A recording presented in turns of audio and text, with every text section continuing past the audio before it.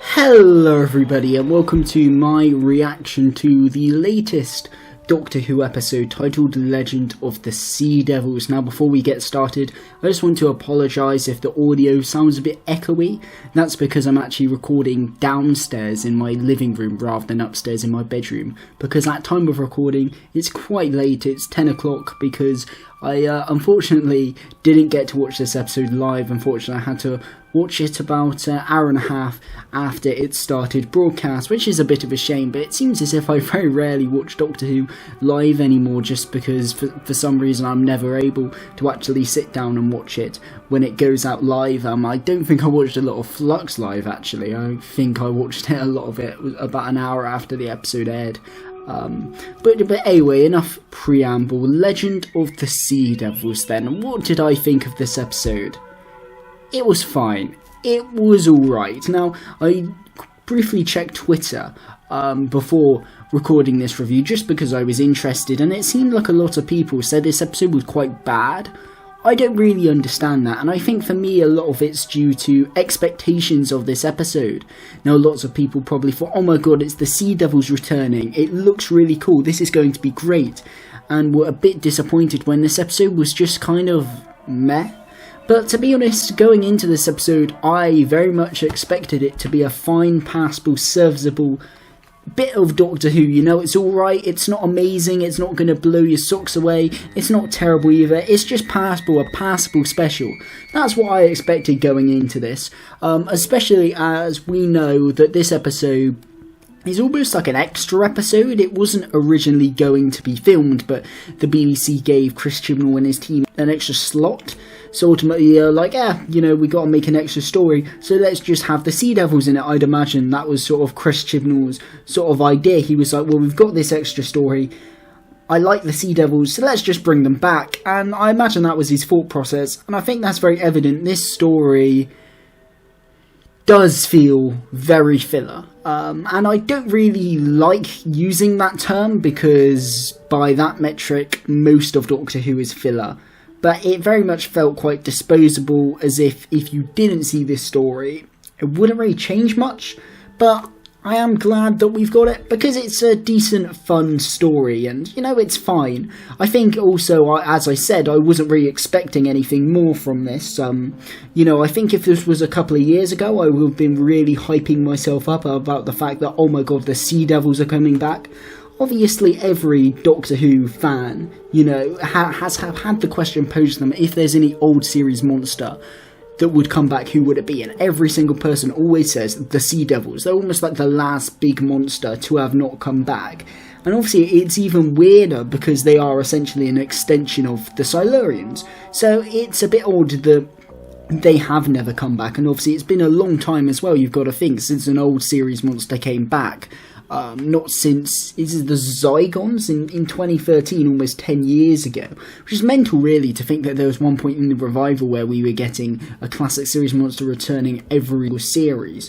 Well, obviously it's been quite a while since the last one, and it almost felt like it had been so long, and the Sea Devils are such a like everyone's choice.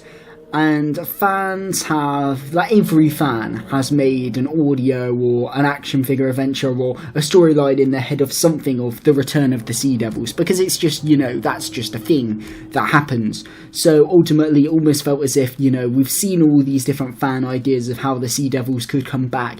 You know, it's been such a thing for so long that it almost feels as if they'll never come back, because, you know, how would they do it? You know, it's almost become a bit of a fan myth in and of itself, really, the Sea Devils returning.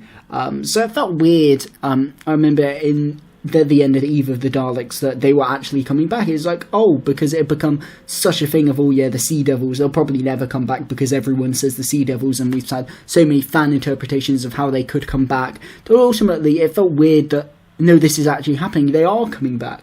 But had this been a couple of years ago, I imagine I would have been really hyped up about, oh my god, the Sea Devils are returning, when I was just hot off of my classic series marathon I watched the Sea Devils for the first time. Obviously, I was very aware of the Sea Devils. I always thought they looked cool. Everyone's aware of the Sea Devils, even if you haven't seen the story. But 2020 was when I first watched the Sea Devil story, and it's fine. It's pretty good. The original Third Doctor story, the Sea Devils, a bit overrated. I think it is sort of a worse version than the Silurians. Doctor Who and the Silurians, I'm on about the John Pertwee story.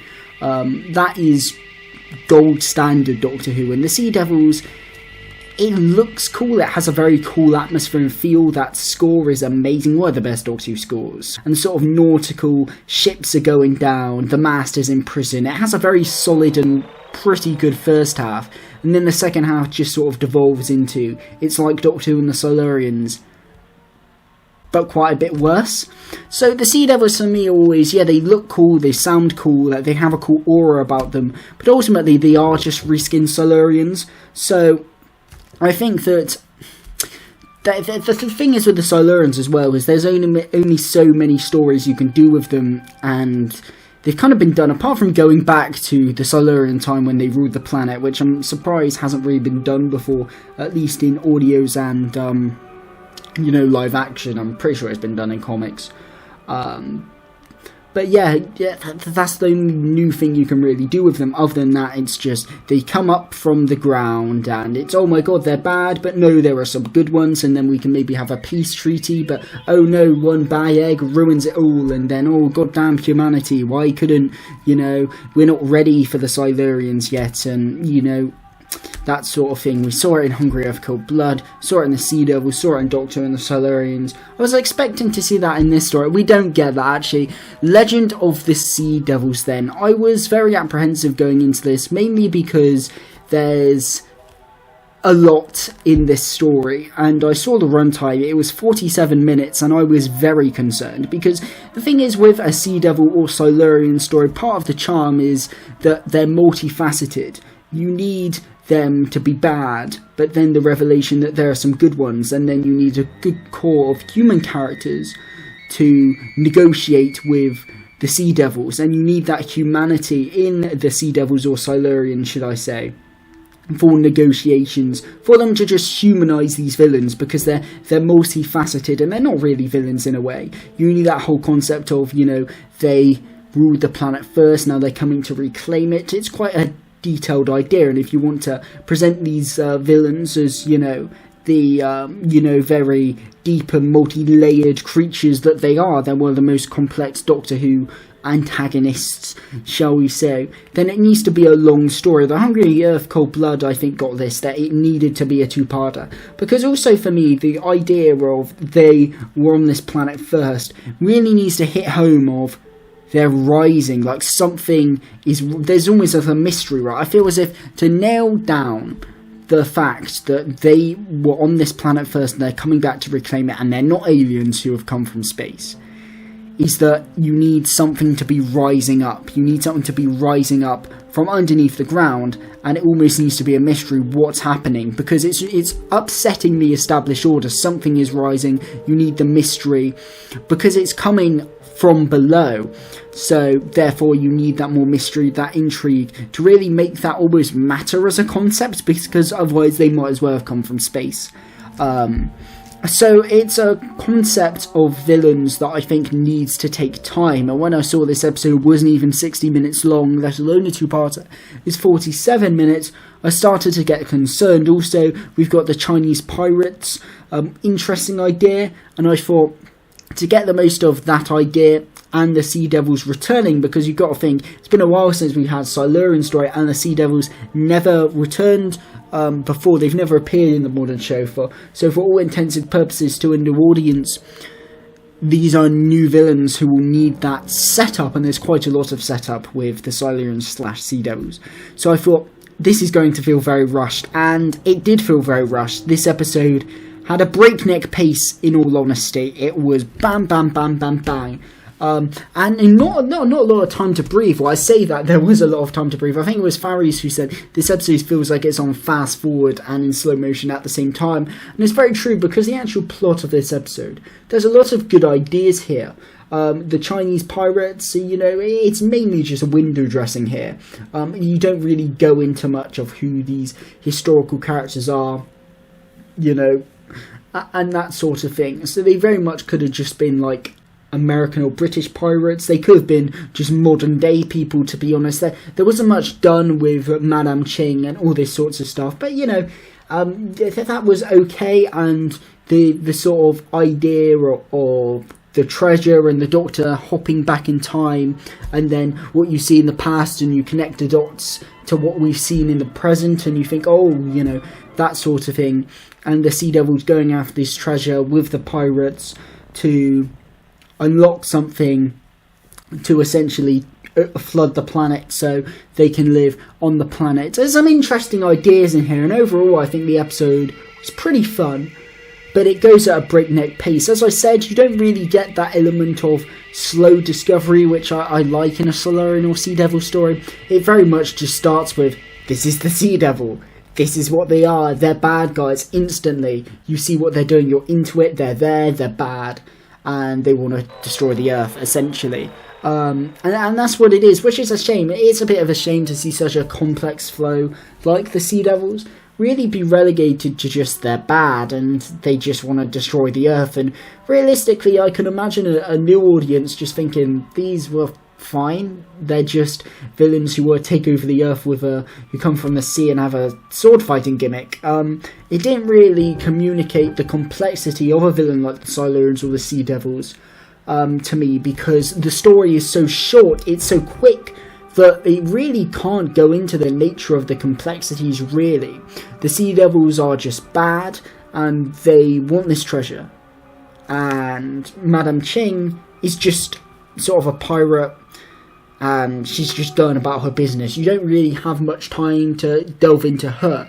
So as I said, there's no peace treaty negotiation in this story, which some people will be happy about because it is sort of a trope of the Silurian or Sea Devil stories. You know, let's try and cohabitat this, you know, planet, and then it never goes wrong because someone won't change, and, you know, it is a bit of a trope. We have seen that before. But I think it's almost like a key aspect of, you know, delving into the complexities here, that we didn't get that complex dynamic here. It was just the Sea Devils are bad, and you didn't really get a sense that they're from the ocean. Like, yeah, they've got a sea monster, yeah, they are from the ocean, that's pretty clear, they're reptilian, you know. I thought the Sea Devils looked quite cool, actually. I was a bit worried in the trailer that they were going to look a bit off, because loads of people were saying, oh, they're great, they look so faithful, and they do. But it was just something about seeing the eyes move that just looked really weird to me, because obviously in the original story and in Warriors of the Deep, obviously the Sea Devil's eyes don't move, it's just a static head. And seeing the same prop like move, it's an animatronic, but it almost looked like some weird CGI. I think it looked really odd, like, and the Uncanny Valley, it didn't sit right with me. In the actual story, they look fine, they look pretty cool. The mouth doesn't move, which is a bit odd because the eyes move but the mouth doesn't. It just almost draws more attention to the fact that the mouth doesn't move, because the eyes move. But yeah, they looked fine. The design of them is pretty cool, but you don't really get a sense that, yeah, they come from the ocean, this was their planet once, you know, and they're coming to take it back. You don't really get that because there's never that complex of, you know, if they were here first, should they have a right to the planet? You know, do they have equal rights to it as humans?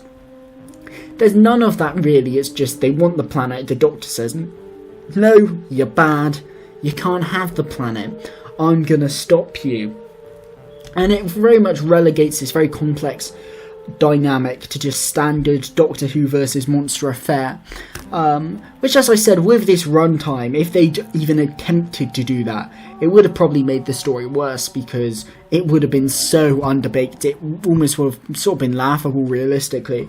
But that's what I mean, where I think a story involving the Silurians and the Sea Devils, because they're so multifaceted, I think this really should have been a two-parter. I know because it's a special it couldn't be, but even an extra 15 minutes or so I think really could have done some to just fleshing them out, because I feel as if this story doesn't do a good job at explaining who the Sea Devils are, to the point where you might have even been confused as to, are they aliens who just decided to camp out in the water, Or are they from Earth?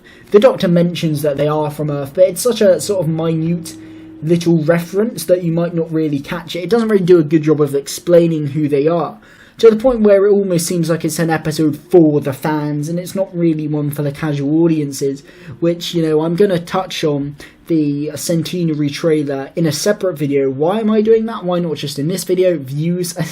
That's the reason. There's links to my thing of it feels as if this is just sort of for the fans now, and it's not really for the casual audience. But yeah, because this story is so quick, it doesn't really explain who the Sea Devils are. It doesn't get the most out of them, and the story feels as if it's going at a breakneck pace. It doesn't really get time to introduce Madame Ching. It doesn't really get time to introduce the Sea Devils. What's going on with the statue, the treasure? It's all very odd, really. Like, how did they trap the Sea Devil in a statue? I don't know, to be honest, and the episode doesn't really explain it. I don't know if you actually do see the kid. Well, he's not a kid, the son in this story. I don't know if you see him with the sort of the jewel around his neck earlier on in the story. Is that set up, or is it just something that sort of comes out of nowhere in the final act? I'd imagine it's set up. It's just something that I didn't catch. But if it wasn't set up, which it might not have been because I didn't catch it if it was, then ultimately, that is another example of this story just being, so rushed that it didn't have time to set up all these elements. It just sort of throws you into the story. I thought that when they're like, the statue, and instantly here's Madame Ching, here's a Sea Devil, jumps onto the ship, there's all the other Sea Devils, oh my god, we've got to stop them. And it's like, oh wow. Another thing is that it has felt like scenes were left out of this. There's a scene where the Doctor's talking to Madame Ching, and then in the next scene, Madame Ching is just on her ship in the ocean, and it's like, what? And it feels as if there's a scene where she stormed off and said, right, I'm going back to my ship, and she went onto her ship, and the Doctor and her parted company, that I feel as if we missed. And as I said, I feel as if this rushes you into the story, and this rushes you into the conflict. There's only really one Sea Devil who we speak to, and again, there's no complexity there. The Doctor doesn't even try and, ration out with this Sea Devil. He's just evil. And yeah, as I said, the Sea Devil's motivation is just sort of put into the end of the story that, they're looking for the treasure, they want it to sort of flood the Earth, essentially, and you don't see the effects of that. It just sort of happens, and the Doctor manages to quickly stop it. So I think there are some good ideas in this story, but not many of them actually come to fruition, and really feel as if we get the most out of them, really. As I said, I thought it was a cool idea of the Doctor going back in time to witness things, and then you connect the Doctor like, so that's what the Sea Devils are looking for in the present. That ship, right, that's the ship the Sea Devils were on, is the crash ship. Yeah, that was quite cool, and I always like it when there's time hopping stuff, when the Doctor actually makes use of her time machine. That was all cool stuff. And I thought aspects of that worked quite well, actually. And I think as a whole, it may sound as if I'm being rather negative about it by saying the Sea Devils aren't complex, the story feels rushed. But those are just the criticisms. It feels rushed, but that doesn't really mean it's bad. It was still a reasonably enjoyable watch, I think. It was fine, it was enjoyable, as I said. But it just wasn't the great story that I think there were hints that it could have been. But this is almost what I expected, knowing it was going to be 47 minutes, knowing it was going to be a special written by Chibnall. I knew it was just going to be fine, really. It was going to be some disposable, fine fluff. Especially knowing that this episode wasn't originally going to happen. So I knew it was going to be something like this, which is why I'm not really disappointed. The Sea Devils looked cool, and they were just sort of there. It very much feels to me that Chris Chibnall was just like, I can make them the Sea Devils, because I'm leaving now, and, I've always wanted to bring the Sea Devils back, so what the hell, let's bring back the Sea Devils. And, yeah, they were fine. It does sort of raise the point that, is this a weak return for the Sea Devils? I think you could argue that, especially drilling into the concept of what the Sea Devils are. It did seem like, did Chris Chibnall really want to write a Sea Devil story? Well, obviously he did, but you know what I mean, in terms of really wanting to write a Sea Devil story, or we just wanted the Sea Devils to return. I don't know, but this story's fine. It's fun. One thing I will say about it is that the Doctor and Yaz, listen, at the end of the day, I can see why they're doing this, and the Doctor and Yaz relationship has made people very happy, and I think I said in either the Daleks video, you know, if it's making people very happy, then, you know, fair enough. I've never been a fan of the Doctor with a romantic interest, especially not one who's a main companion. I didn't like it with Rose, you know, every single time I watch Series 2, it feels very uneasy. It's not even to do with the age thing, really. Well, it is, but it's not. It's just, it feels wrong, and it just feels weird to me. And I get the same impression here. And this, again, feels very rushed, because it's something they literally introduced with 3 episodes to go. How's it? It's not really going to get developed, is it? You just know that it's going to be a sort of on and off thing until the Doctor and Yaz probably finally kiss before the Doctor goes off into the TARDIS and regenerates.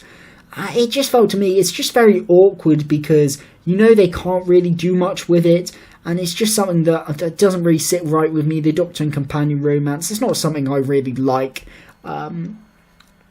And yeah, it's not something I particularly care for. This story is really, you know, it's really is a prime offender of the Chris Chibnall, let's stop the action to slow down the story, enter in some sad piano music, and let's have 2 characters talk about their feelings. In the words of Stupid Bad Fool, so how do you feel? So how do you feel, Doctor, that this has happened?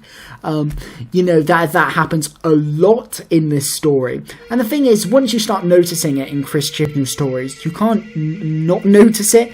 And in this, I just could tell every single time they play that same, you know, sad piano music, the same sad version of the Doctor theme, you know, comes in, and they'll have a slow down the action to talk about their feelings. It's not just between the Doctor and Yaz. There's a scene with Dan and the son, and when Dan comes in, he's like, so how do you feel? How do you feel that your father's died?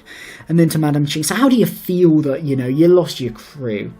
And this sort of thing, and it happens quite a lot in this story. I think that's why some people have said that it feels like it's on fast forward and slow motion at the same time, because while the main plot is happening at a breakneck pace and things are flying by, and it feels like, please just take some time to breathe and explore these ideas, please, for God's sake, Chibnall. Other aspects feels like it grinds the story to a halt, and you're almost looking at your watch thinking, can we please just get back to the action now? Because none of the scenes really have much weight to them, I don't think. A lot of the Doctor and Yaz scenes feel as if they could just really be combined into one scene. I may say I did like the setup of them skimming at the end, the Doctor Make-A-Wish. That was quite a nice scene, actually.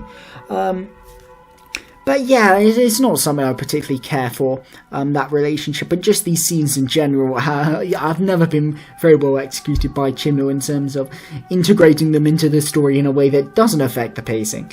And yeah, it was quite an egregious example in this story. One thing, actually, I do want to mention, just before this review ends, is the direction. I'm just getting up the name of the director now on my phone. You seem very organised on this channel. Haolu Wang. I'm sorry, I've probably horrendously butchered that name, but the direction from them was really, really good, actually. Some Chibnall stories aren't directed quite well visually. They all feel a bit weird sometimes. Not all of them, but some of them feel a bit odd. It feels like it's being directed like a cop drama and not a Doctor Who story. This felt as if it was being directed by someone who really cared. There were some really nice shots, and it was someone who feels as if they came onto Doctor Who and thought, this is the potential, I really want to make a mark, I will have some really nice shots. The one that really stood out to me, actually, was when the TARDIS is underwater. There's a really nice sequence of something that really, not much is really going on with that. They just try and find the wreckage and then look down and bam, Merca. Actually, that's another thing. Did they call, I don't think they named it the Merca on screen, which is a shame, because, you know, you brought back the Sea Devils, you brought back a sea monster, you might as well call it the Merca on screen. Just a nice little nudge wink to the fans. You know, Chibnall brings everything else bloody back. You know, you might as well named it the Merca, please, you know. I'm begging you, Chibnall, you know. You know, what more can a man want? Just please, why didn't you name it the Merca on screen? But, yeah, The Merker, I guess, is in this story. Wild. Who would have thought that? What person watching Warriors of the Deep ever thought the Merker would be back? No one. Absolutely no one, probably.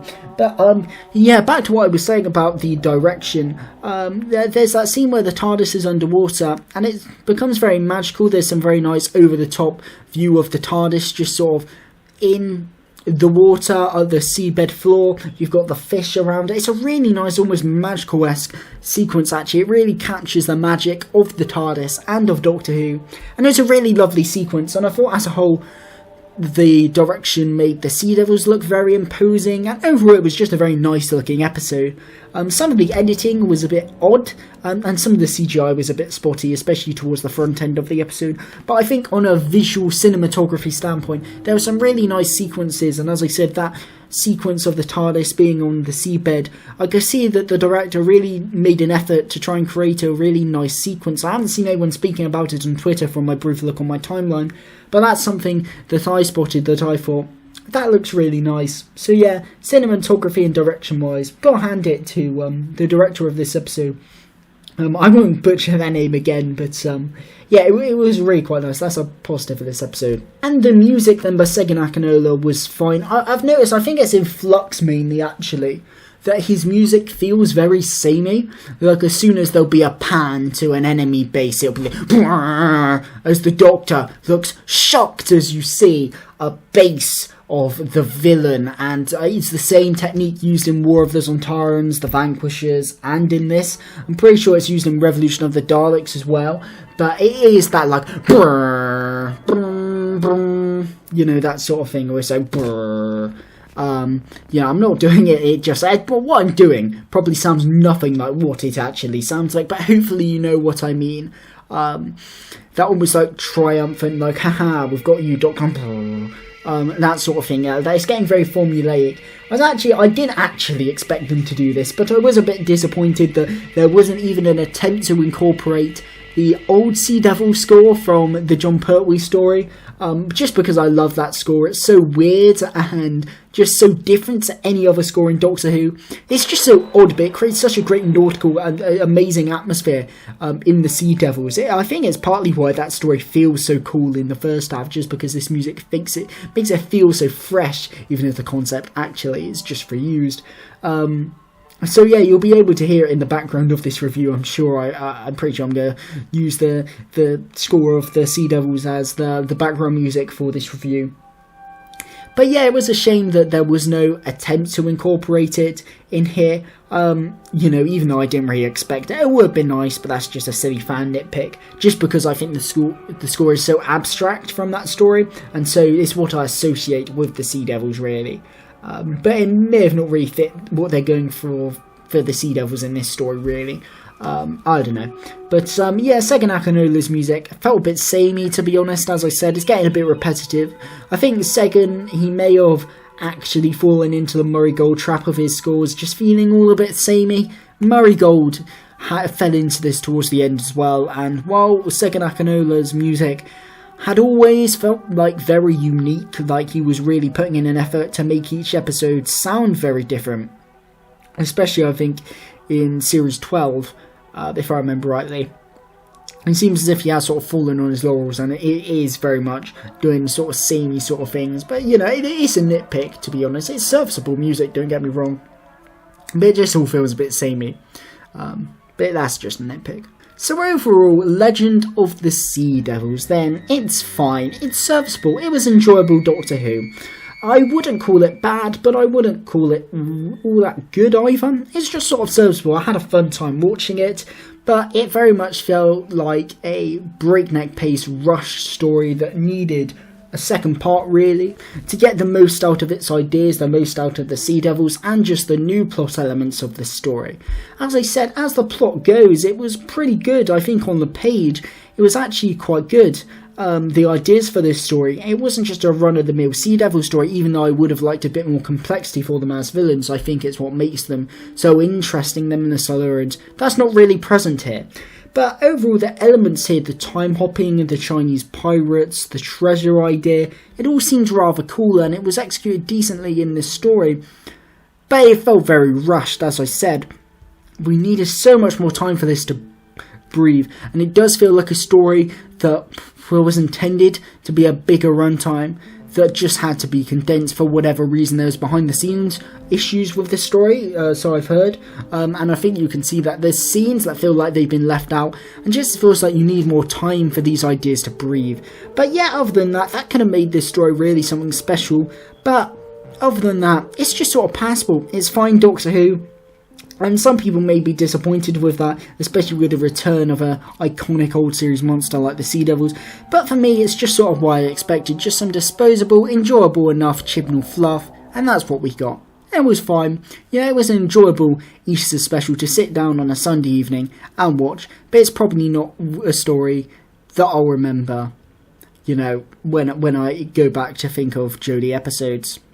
But yes, thank you guys for watching. If you enjoyed this video, please leave a like and drop a sub if you want to see more content from me. I am going to be trying to be making more content. I finished with all my coursework now, and all that sort of stuff. I visited all the unis that I need to do. So yeah, ultimately, there should be more Doctor Who videos. I am going to record after I finish recording this one, a video purely on the Centenary trailer and why I'm quite actually worried about how that's going to be panning out. So if you want to watch that video, then it should be either up on my channel already or coming very imminently when you're seeing this. So yeah, subscribe if you want to see more content from me. I'm going to be trying to make more content, not just on Doctor Who, but other things as well. And yeah, just in general, thank you guys for watching, and of course, a goodbye.